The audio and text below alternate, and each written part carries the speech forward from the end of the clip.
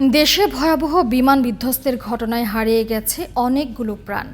বিশেষজ্ঞরা বলছেন, দুর্ঘটনার কবলে পড়ায় জনবহুল এলাকা থেকে দূরে যাওয়ার সময় পর্যন্ত এই সময়টি পাননি পাইলট। এজন্যই বেড়েছে হতাহতের সংখ্যা। এ ধরনের দুর্ঘটনা এড়াতে বিমান বাহিনীর বহরে অত্যাধুনিক প্রশিক্ষণ ও যুদ্ধ বিমান যুক্ত করার পরামর্শ দিয়েছেন বিশেষজ্ঞরা। FM বায়াজিদের রিপোর্টে বিস্তারিত। একটি বিমান উড্ডয়নের আগে বেশ নিবিড়ভাবে পরীক্ষা নিরীক্ষা করা হয়।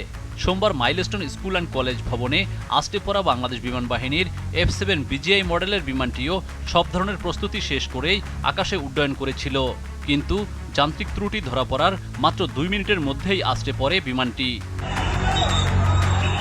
এমন দুর্ঘটনা এড়াতে বিমান বাহিনীতে আধুনিক যুদ্ধবিমান যুক্ত করা জরুরি বলে মত দেন এই বিশেষজ্ঞ। 54 বছর ইয়েতে আমাদের আরও অনেক বেশি এয়ারক্রাফট হওয়া উচিত ছিল, যেভাবে আগানো উচিত ছিল সেটা আমরা আগাতে পারিনি। আজকে হয়তো আমাদের সুখোই হতে পারতো, আমাদের F-16 হতে পারতো, আমাদের ইউরোফাইটার্স হতে পারতো, কিন্তু সেটা আমরা এই নানান ইয়েতে আমরা জটিলতায় আমরা আগাতে পারিনি।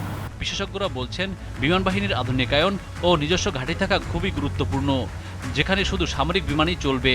বিমান বাহিনীর আধুনিকায়ন প্রয়োজন, এবং বিশেষ করে বিমান বাহিনীর নিজের একটা এক্সক্লুসিভ ঘাঁটি, যেখানে বেসামরিক বিমান অপারেট করবে না।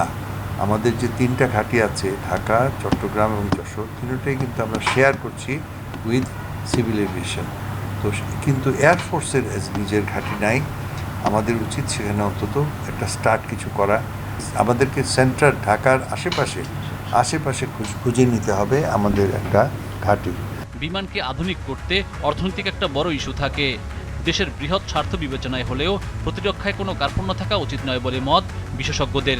সিভিল এয়ারপোর্টটাকে সম্বন্ধে চিন্তা ভাবনা করতে হবে কীভাবে, কারণ একটা দুর্ঘটনা খালি যে মিলিটারি এয়ারক্রাফটে হবে সেটা সিভিল এয়ারক্রাফটে হতে পারে।